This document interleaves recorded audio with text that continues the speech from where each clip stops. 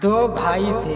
बड़े भाई ज्ञानी, भक्त और सत्संगी थे। छोटे भाई संसारी और घर का कारोबारी था। कारोबार करते करते छोटे भाई का मन एक बार उबा और बड़े भाई के पास जाकर उसने कहा, अगर आप आज्ञा दीजिए तो मैं कुछ काल के लिए यात्रा करूं, तीर्थों में जाकर स्नान करूं और धामों में जाकर देव मूर्तियों के दर्शन करूं। बड़े भाई ने कहा, बहुत अच्छा, जाओ और कुशलता पूर्वक लौट आओ।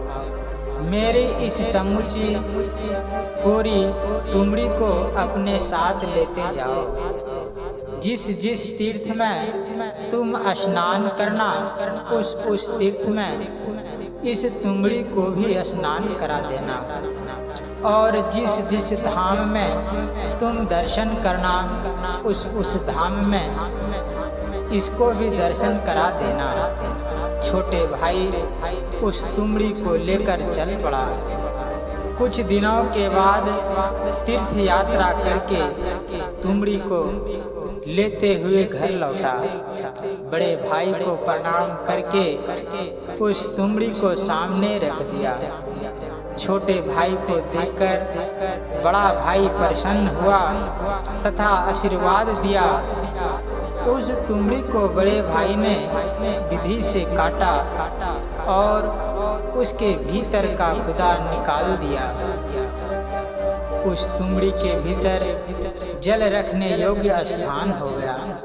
उसमें जल भरकर बड़े भाई ने छोटे भाई से कहा, इस जल को जरा चखो। छोटे भाई ने वैसा ही किया।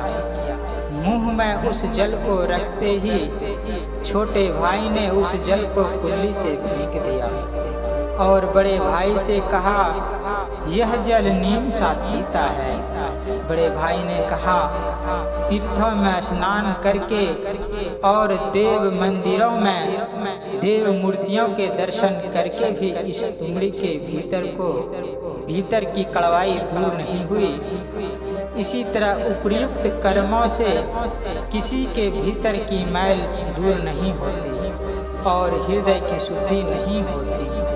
यह तो सत्संग और भजन से होता है। इस प्रकार की कहानी सुनने के लिए मेरे चैनल को सब्सक्राइब जरूर करें।